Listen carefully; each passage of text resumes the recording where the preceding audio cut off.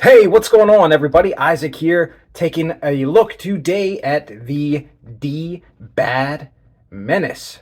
This is designed by fellow YouTuber Donnie B All Day and made by Croco Knives out of Pakistan. Uh, Very interesting design. Let's pull it out here. Well, first, let's take a look at this sheath. Very nice leather sheath. I like the thickness of the loop. Not overly thick, but not super thin like some knives that I have. So I like how thick it is. And then it's just, I don't know, it's a nice looking brown tinted leather. And it smells like leather. Also equipped in the back here for scout carry and ride it all the way up through this belt notch there. Now, the knife. This is the knife. Looks like design number 1 of 50. It's got micarta handles. I really like the sculpting that's done on them here. The blade steel is D2. It's got like a 58 to 60 Rockwell hardness. We got a 6.5-inch blade, so pretty nice size there for a combat style knife, and I would definitely classify this as a combat knife, although you can use it for a variety of other tasks too. Honestly, camp knife, I mean, you can chop your veggies with that, no problem. It is here. Let's take a look at the spine here. It's 0.2 inches in thickness, through the handle and up to here. As you can see, it really tapers down into this super penetrating tip. So really about the, it's midpoint. The knife tapers down into this super thin swedge, and this portion up here, this reverse tanto, is sharpened. So this will make a heck of a stabber. Now the knife's weight is a little over 10.5 ounces. So not super heavy for a blade this size, but it's not, I wouldn't call it lightweight. I consider like the Buck 119 or something a pretty lightweight fixed blade knife of that size, and I think that's like 7.5 to 8 ounces. So this is a few ounces more. Now it's a little bigger than the Buck 119, but and a full tang. But the Buck 119 is a hidden stick tang type of deal. So very cool. Interesting design here from Dbad, and the fit and finish on this is pretty good. Knives out of Pakistan get a bad reputation a lot of the time because they put out a lot of cheap nonsense, usually in Damascus steel. But this doesn't appear to be a nonsense knife. I mean, D2 is decent quality stuff when it's done right, and D2 can be super expensive when it's put on like a Medford Praetorian, and it can be super cheap. Like I've gotten a D2 K-bar folding hunter for 15 bucks. So D2, take it as you will, but it can be a solid performer. Some people love it, some people hate it, but I bet this knife is going to cut just fine. The grip, as you can see, is quite a unique design. So you got 2 finger grooves. Put your finger in, and for me, it's comfortable to hold like this with my thumb just right up here. However, naturally, I want to grip the knife up a little higher so that my index finger is right here against the choil, which serves as the finger guard. And when I do that, you can see here the end of the finger groove, like this pointed part goes right into the middle of my ring finger, and that does cause some discomfort for me. So I have to think about it when I grip this knife and grip it a little bit lower. Now, that doesn't mean it's a terrible grip. It's just not the best for me because I have smaller hands, like a medium-sized glove. Now, if you're a large or extra large hand, or Donnie has said in many of his videos he's a double X size hand. You have bigger hands than me, you probably won't have that problem. Now, if you want to chop with this knife, and it has a decent enough weight where, and a large enough thick blade where I bet this could do some good chopping, I would use the second groove here as my first groove, and this is actually a really comfortable grip. So maybe in a combat situation, if I really wanted to hack at a bad dude, I could grip it back there, and that's comfortable. It's secure with that groove in here locking in my finger. But yeah, that one point is just some discomfort, so got to think about my grip and adjust to make it fully comfortable. Now, hey, let's see if this knife can still cut. It's been through a couple of hard use reviews. This is the same knife used in Donnie and Scab's video. So let's go see if it can still do some cutting. All right, folks, we're out for a little hike in the park here. Brought the Menace along as my belt knife. Let's see how it carries here. It's got the, kind of a dangler loop. Carries very nicely, very comfortably, in my opinion. Now, I'm not actually wearing a belt. I'm wearing this belt pouch here. I got a satchel, so it looks like a satchel. We'll call it a satchel? Okay. So this little satchel here contains some survival and first aid supplies. Even got an extra phone in there as well. And it has a strap. It has a belt loop here. You can put on a belt, or you can use this strap and attach your belt knife. So, pretty handy, don't you think?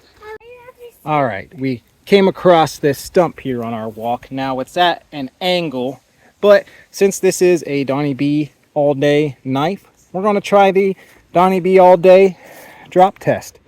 I don't know if it'll work at an angle like that, but let's check it out. We'll do one drop, no editing here. Oh, look at that. Right in. Now, it really is, it was only in about half an inch or so, but that's still pretty good. That was actually my first time doing the Donnie B all day drop test. Let's see how it chops. Okay, hold it still.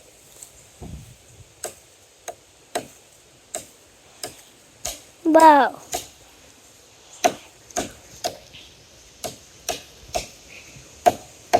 Look it down here. Let's see the flower.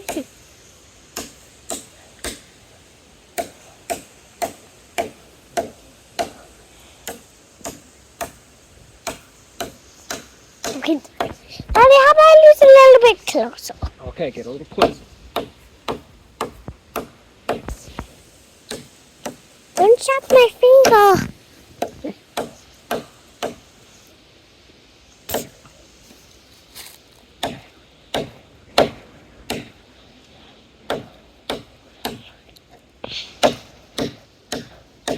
Why are you gonna chop that stick? Well, we're just seeing how this knife does at chopping.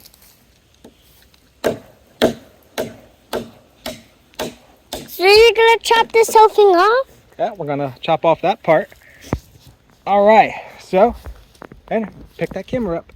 So here we go. We chopped this. You can see the thickness of the stick it just chopped. You know, it's definitely as wide as the knife, maybe a little wider. And I think it did a pretty bang up job at chopping there.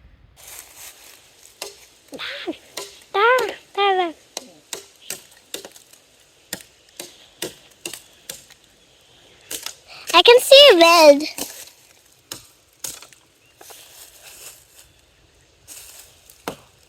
That's so strong, so it's a bear, but I'm a fox. I'm not that strong, but I am a good. How do I? You seeing all this? Yeah. Daddy, that's so cool. Look. There's also cutting that. So my dad is over there, so you are following me. It doesn't matter if we fox. So I don't know how to do this. I am the fox. Well, I'm like a fox that's not a real one. I'm just a boy. Let's do a little batoning here.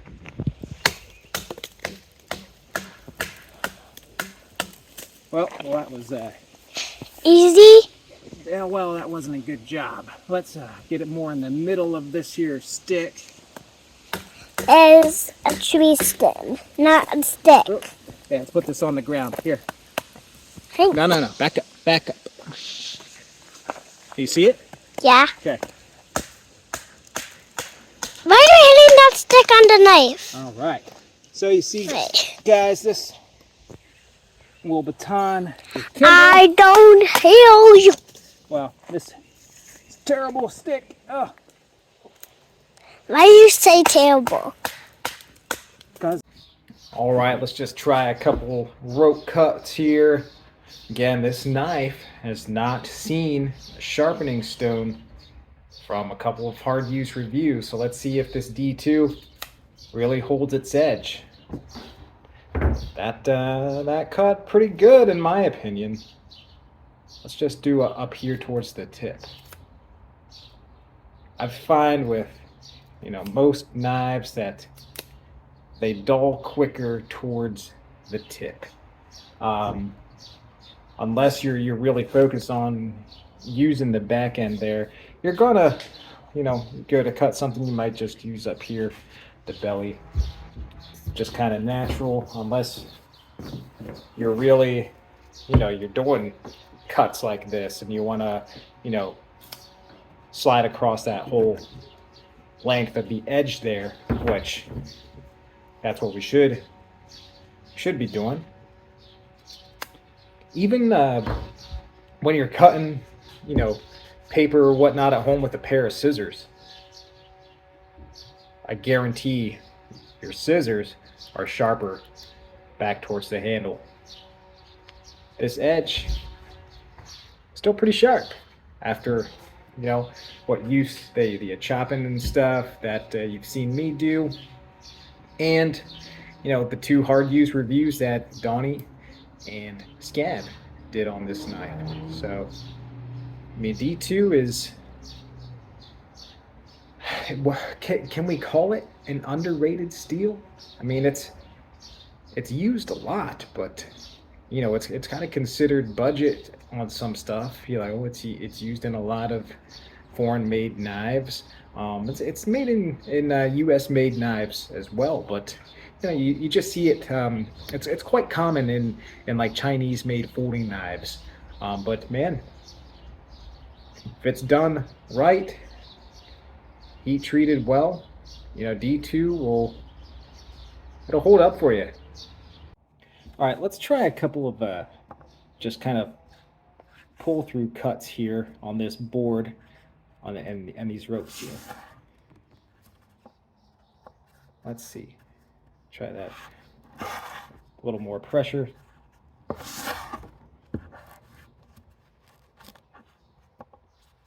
Again, this knife has not seen the stone.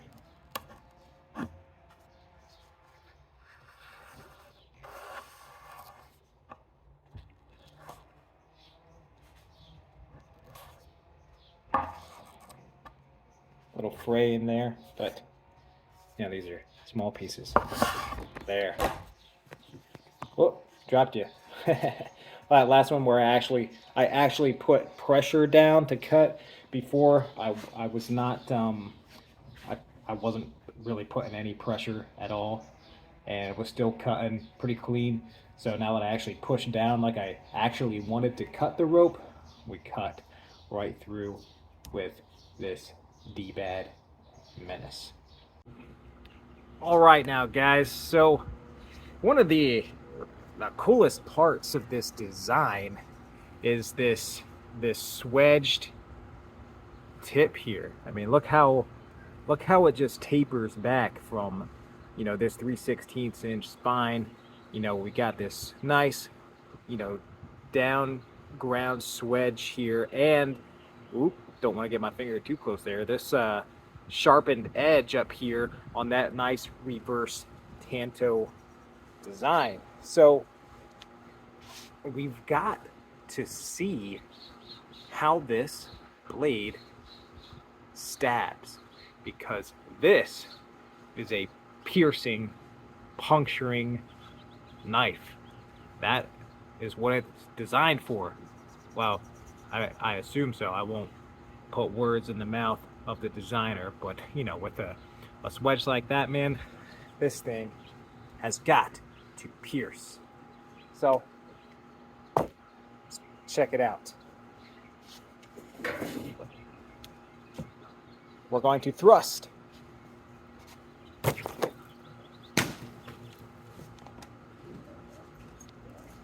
Pretty darn good.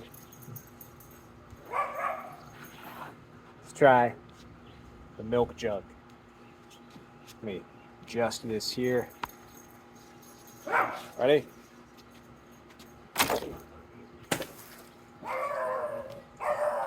And man, that just exploded down in the yard there below the deck. But dude, that went in just so good. Let's see if we can find something else to stab.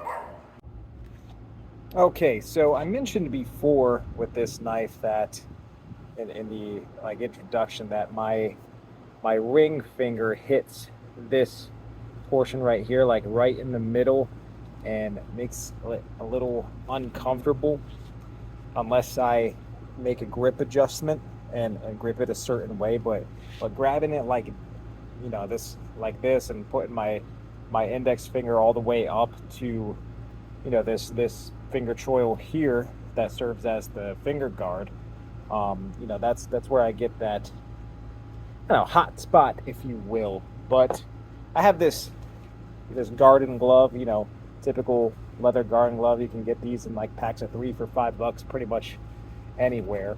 That makes my hand a bit wider and completely eliminates that hot spot for that second finger choil. Now I wish I had my mechanics brand gloves. I don't know, I've misplaced them. Can't find them. But they're much thinner in the fingers than these garden gloves. So I would like to know how that fits as well. But oh well, can't find them right now. So we did find something else to stab. We got a couple of books here, like textbooks or something. Let's see how that swedged, piercing tip penetrates these books.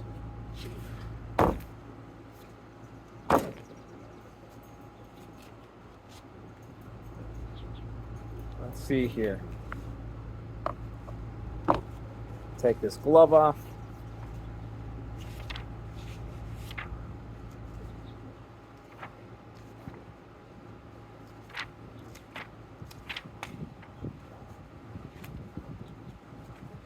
I've got the tip puncture in here. Let's call it the first 212 pages of this book here. So this tip, just stabbing it like that. 212 pages.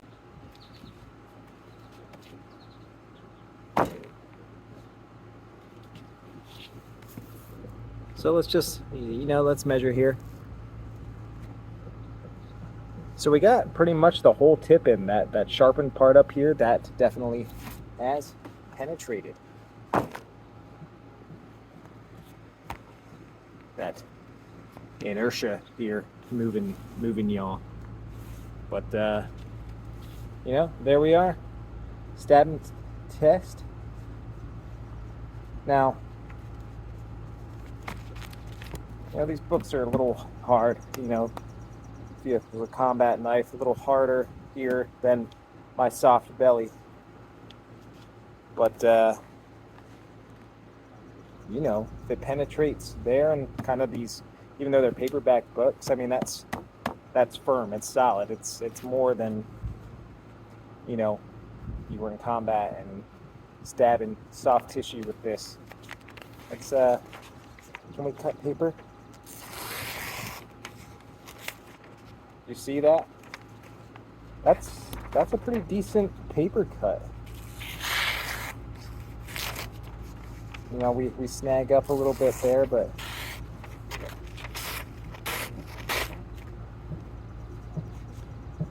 Dbad Menace. All right, we got one more little test here. We got to see if it can carve up our fat wood.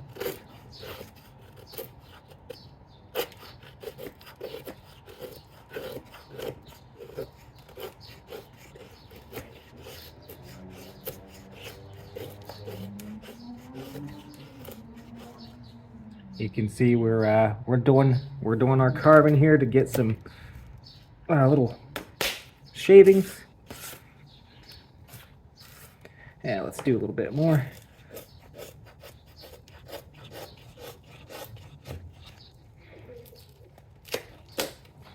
Let me try this here.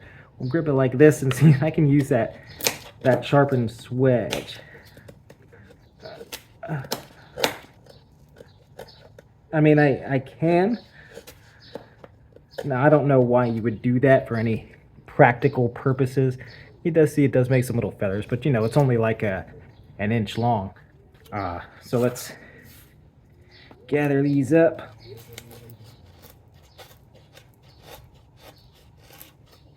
Man, this is I like the way it's cutting into this fat wood. Now, let's see if this will do the ye old ferro rod.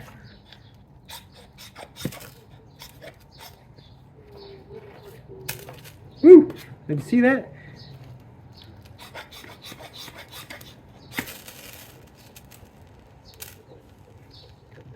There it is, guys. Dbad Menace can strike the ferro rod. Camp, survival, combat, good to go. All right, everybody, we're wrapping it up here with this review of the Dbad Menace.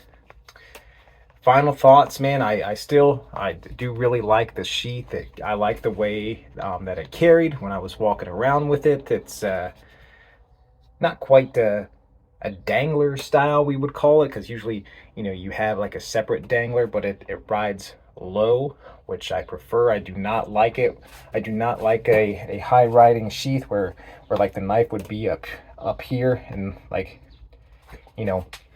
jut out more, because I'm a chubby guy with my love handles here, and make it jut out more and poke up into my side. I don't really care for that in a sheath style. I like a low rider like this, so do appreciate that. I like the leather. I am a leather person. I like the way it looks, like the way it feels over Kydex. It's just my preference. I don't really like these wings here that stick out, but I mean, if you took them off, you wouldn't really have the space to put your belt through here if you want to scout carry this.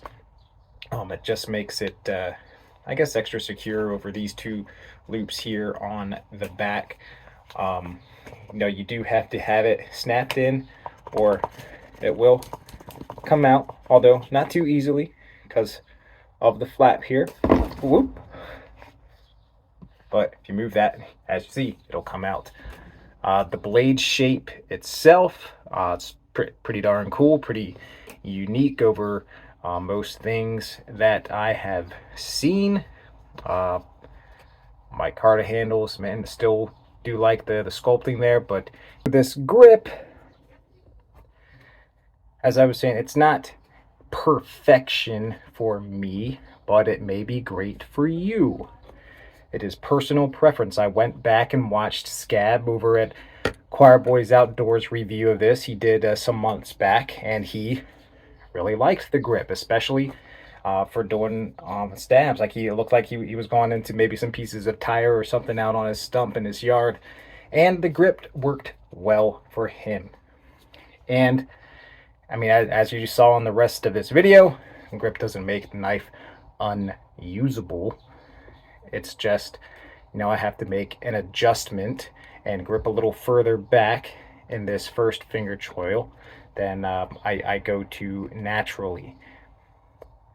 And in a reverse grip, like when you saw me stabbing into the books and whatnot, it's better for me that way. It's very comfortable in the reverse grip if you would ever have to use your knife in that grip. Now, you know, as I said, you know, this is my preference and my opinion and my hand size. Knives for me, you know, I like a single finger choil and more of, you know, a straightened rest of the inner grip of the knife. On this is the SOG Trident AT. Donnie just did a review on this recently, and that's how we exchanged knives here. Or I like just kind of like a straight, well, not straight, but, you know, ungrooved, like a curved grip that, you know, really your hand just wraps around it like that. Now this knife, you know, it's definitely cool, definitely useful. I just love, you know, the swedge up here. I think I said it at the beginning too. Maybe it reminds me of my Almar folding knife. You see how I can't really get them both in the frame at the same time because of the size, but you see how that's, you know, thick back here and tapers down on that real stabby point of the swedge. Just like the, man, they really don't fit in the screen at the same time too well. Just like on the Dbad Menace. So that, I just think it looks cool. And if you need to do a lot of stabbing tasks, the Menace is good for you. If you want a cool looking camp knife, the Menace could be good for you. You can get these, the only place you can get these, I believe, is the Croco Knives website. If you want a direct link, go back to Donnie's review on this knife. He's got it there, and it's kind of cool. That's limited edition and numbered. I assume all of them are numbered anyways, 1 of 50.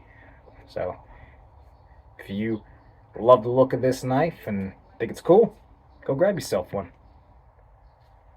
That is the end. Hope you enjoyed it. Take it easy. See you next time. Hopefully you hit that subscribe button and give it a thumbs up.